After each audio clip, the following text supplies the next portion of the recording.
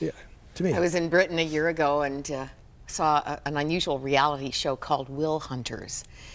People die, they haven't left a will, there's money there, and if they don't find a living relative, the government gets it. Yeah. So there's some people that just love to go looking for their take on that inheritance. And one of the saddest of the episodes had a woman who was now in the possession of a good chunk of money, sitting looking out her living room window with the most desperate emptiness and pain, because years and years earlier, there was an offense with her mother. And she looks at it now and says, "Why? How did we let that become a lifetime rift?" She missed the grandchildren. I missed her. And, you know, we're coming up to Christmas. And I don't need to frame this with too many words. It's a great time for family, and it's a difficult time with family. And in many cases, little things become family busters. They become big things, that's right. And we can't don't enjoy Christmas time, or we're all walking on eggshells when we get the family together, because we've never worked this stuff through. When I work stuff through in the forgiveness exercise, the first place I go back is to early family. All right, so tell me your story, let me get your history, let me figure out what's going on here, and then I'm listening for all the unresolved things that go on. And it happens in every good family. I grew up in a reasonably good family. I had to go back and forgive my father, forgive my mother for things that they didn't know they even did. And by the way, by forgiveness, I don't mean confrontation. I'm mad at you and I'm going to tell you off, and now I feel much better. Now you're carrying anger towards me because of the way I did it. So I'm not going to use confrontation.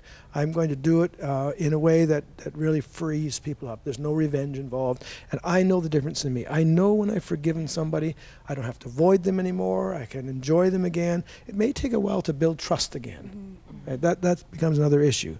But at least I know that I'm not carrying this weight of resentment towards them, and I can enjoy them again. I have a really good friend who's a really good friend today that we went through a lot of stuff together for over 30 years.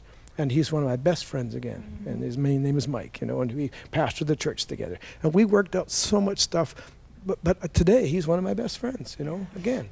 You know, Graham, what I like about this book is that you talk a lot about your own stories, about your own, you know, people you've counseled, but you talk a lot too about the scriptures and how God works in and through us in this. So as you talk about the symptoms of unforgiveness, which are convicting because it shows, here are the symptoms of when you have unforgiveness in you, and A, judgmental, B, and then the bitterness comes out. But you talk a lot about, as a person who follows Jesus, that we forgive because we have been forgiven much.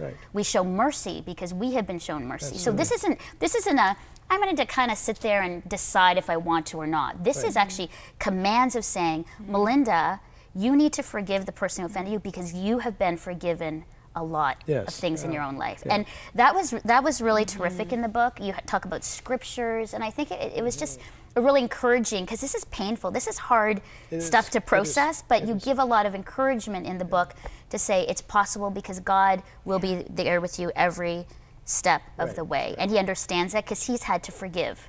Like he's forgiven you. Father, forgive them, for they know not what they do. So he knows. So he's a person just like he doesn't, it's not like he doesn't know. He does know. So Graham, people watching today, I'm sure, are thinking, okay, I've got Christmas time coming up. We've got to get together for a potluck at Aunt Sue's house, and I'm going to run into this person and that person, and there's going to be all kinds of tension in the air because this hasn't never been resolved. And where can someone start today to say, this is enough? Enough is enough. I'm not going to carry that around with me anymore. Where can somebody start? Well, if it's raw, really deep issues from a long way back, they probably have to have someone help them through it. You can't do this in a week or so or a few days, unless they're more current issues, in which case I do it in prayer, or if the person doesn't understand prayer, just be honest about it. I'm angry, and I'm choosing, it's like canceling a debt. You owe me, but I'm not choosing to collect it anymore. All right? And so they can start with simply that, acknowledging I'm going to let go. I can make a choice. Now, lots of times it takes a while to work that out, because it's hard work. Quite honestly, forgiveness is hard work. I wish it would just simply, you know, like if I could just do a simple prayer and clean it all up, it would be wonderful. But it's hard work. And it really, I think I know in my life over the years, having to forgive and like you said, going way back and finding those things, those roots, and just getting them out in the open and forgiving. It takes work, but it takes really connecting with someone greater than you, coming to God and saying, okay, God, you know I can't do this on my own because this is too hard. And a part of me actually doesn't even want to forgive, but I know I need to. Yes. Oh, yeah. We're all like, oh, yes. Again, the choice of forgiveness. Exactly. We want to hang on and you're to speaking our language. rights too. But we still need to. We need God, and we need God in the flesh. We need one another. All right, we need people who can help us. All right, but we do need God, and I don't think it's possible to truly forgive without God, quite frankly. So that's the first step. That's the first step. Yeah, and then I think next step often is acknowledging I need help. Where do I go? Get me some help, and ask God. Ask Him for help. I mean, many times God has helped me because I didn't know where to go, and I said, I don't know where to go with this, but I'm asking you, God, give me an answer. And He provides an answer. Not maybe tomorrow, but He begins to provide an answer, and I am here today because He's answered many of those requests. And when we ask God, and this is what I love, Graham, when we ask God for help and give me an answer, we have to then position ourselves to listen and to receive, hear. We can't just say, okay, it'll be in my inbox when I check my emails later, God, just while I go about my life. No. God says, be still and know that I am God and hear what I want to say to you. Yeah, you move in faith expecting to receive. If you ask, you better expect to receive. If you don't, you won't get it. So, anyway. Well, your book, Healing Life's Hurts, Make Your Anger Work for You, is so good. We have all devoured it twice now because you were with us in February and then refreshing ourselves again. There's a lot of good practical tips in here. Where can somebody pick up this book? Well, obviously on the internet, Amazon, bookstores. Cook distributes it in Canada. Most of the bookstores will have it, or if they don't, they will give it to you, whatever.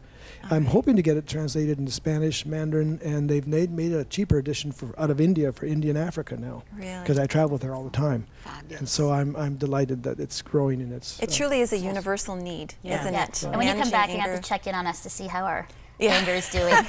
And our forgiveness. And our forgiveness. We'll do a group counseling session. Yes, we will. And where's home when you get there?